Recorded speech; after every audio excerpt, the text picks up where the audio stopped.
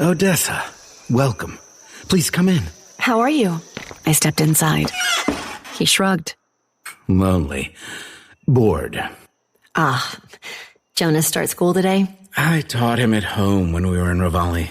I know it's best that he make friends, but I miss him. Have you given any thought as to what you'll do? I followed him past the front room to the galley kitchen, then took a chair at a small dining table. Wait, I think. He sank into the chair across from mine. Wait until the spring. Then we'll go home to Quintus. To the land of traitors and liars. You'll hold that against me forever, won't you? That's my plan. He relaxed into a seat. To what do I owe the pleasure of your visit? Well, I mostly wanted to see how you were doing, but I also have a task, if you're interested. Samuel sat up straighter.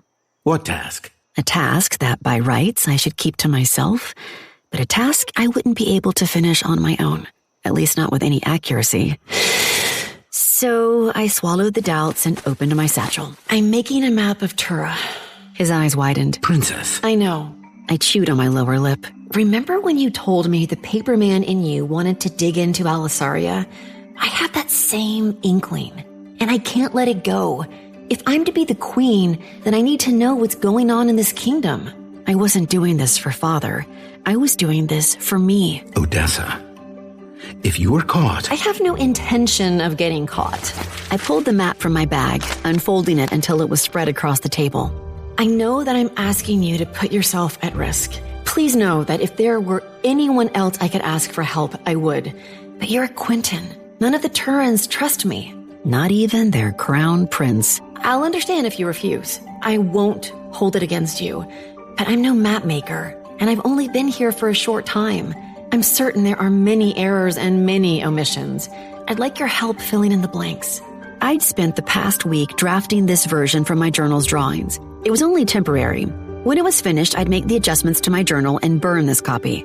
Samuel studied it intently, warily, his eyes following the roads I'd drawn to the towns I'd sketched. My journal's pages included markings for monsters with Lysa. This copy did not. But even though they were missing, I could see them on the paper like invisible blinking lights. What is this road? Samuel's finger traced a winding line that snaked into the mountains at the top of the map. It was a guess. All I could do was guess. But somewhere in the mountains was a hidden city. And that line, an unknown road to Alisaria, that would likely get me killed or exiled. I stayed quiet, watching as Samuel put that together for himself. He looked up from the map. What are you doing, Princess? Finding the truth. And what will you do with this truth? Set myself free. I was at the mercy of secrets. Until I discovered the truth, I'd always be trapped. By father, by ransom. I was tired of being a sparrow in a cage. It is forbidden. I know. There's something going on in Alisaria. Something that isn't right. You suspect it too. I was counting on Samuel's hatred of Ramsay to buy me his allegiance. His silence. Ramsay's militia. Among other things. I had no proof that Lysa had originated in Alisaria, but I wanted to investigate. I wanted the means to find out if my hunch was true. The way to do that was to get into Alisaria, even if that meant taking another blood oath. The source had to be the priority. Ransom and Xavier could kill all the monsters in the realm, but if they didn't stop the infection at its source, it would never end.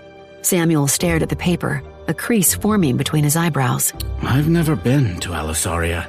I cannot help with that portion of the map. That's all right. If he could help me plot the bulk of Tura, that was at least a start. And if I could find a chance to study Ransom's cuff, if it was indeed a map, then maybe it would complete the puzzle. I'll take anything you can give me.